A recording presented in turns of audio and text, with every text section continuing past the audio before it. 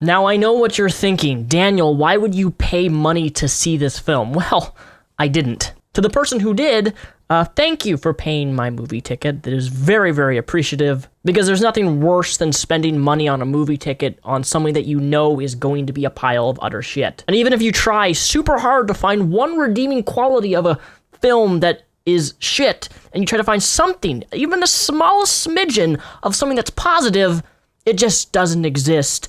It really makes you feel like you've wasted your money. But thankfully, I didn't waste my money. I just simply wasted nearly 2 hours of my time. But hey, some people would say playing video games is a waste of time, so to each their own, I guess. 50 Shades Darker. For those of you who don't know, this is a movie based upon the 50 Shades book series, all about a man and a woman's sexual BDSM fantasies.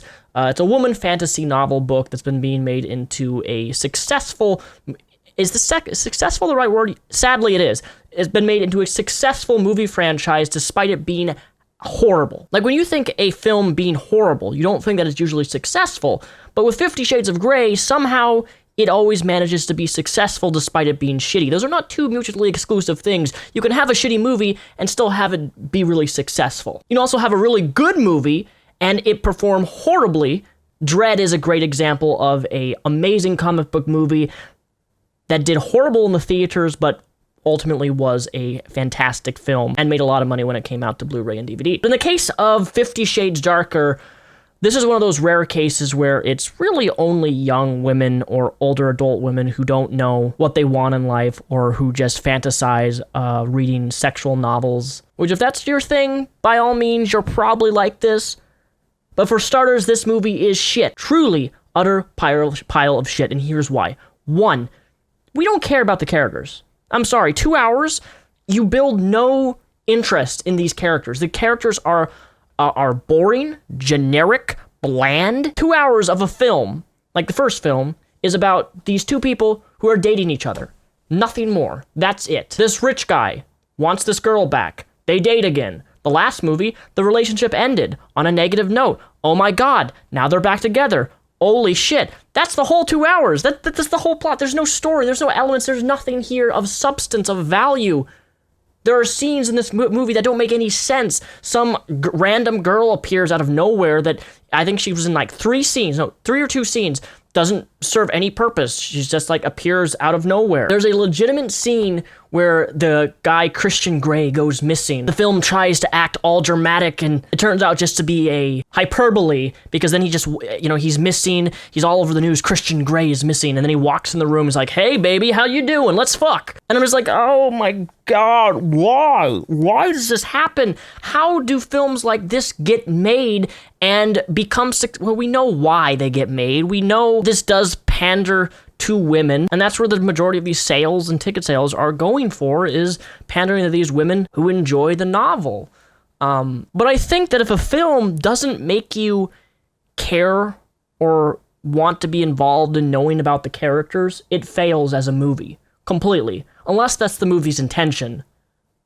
But 50 Shades Darker tries to make you care for characters that just don't have any sense of relation into real life. It's probably one of the most unrealistic BDSM movies, if you can classify it as that, and it's not even that raunchy, to be honest. But in films like this, I always find that the relationship dynamic very, in a way, abusive. And I don't mean BDSM abusive type of thing, because that's not what I'm talking about. I'm talking about, like, this guy is, like, crazy and lustful. Not that there's anything wrong with lust, but it's all about this superficial relationship of, oh my gosh, I don't want you anymore. Oh my gosh, I want you back. Oh my gosh, I'm with this other girl. Oh my gosh, I'm back with you again. It's just this flip-flop, flippity-floppity thing, and it takes you out of the film. Why does anybody care about two people in a film dating in their sex life is beyond me. The first 50 Shades of Grey movie had a budget of $15 million. This one had a budget of $55 million. And if you can produce a film that's so shitty but has a large budget like $55 million for basically a female rendition of pornography that has no plot elements other than, these two people are lustful towards one another and go back and forth. Forget about Donald Trump. We're really nearing the end times here. Just, give me $55 million and I will direct one of the coolest Star Wars fan films you could ever possibly imagine. Scene transitions, really messy, horrible editing. Dialogue and script, horribly corny and cheesy for a film that's based upon BDSM/sex porn movie. A story that ultimately no one really cares about. And those four things, that's not a good thing to have in a movie. But sadly, this movie's still going to be successful because the last movie brought in over $571 million, despite it having a $15 million budget. That's insane to me. We've reached a point of total depravity. That's my review of 50 Shades Darker.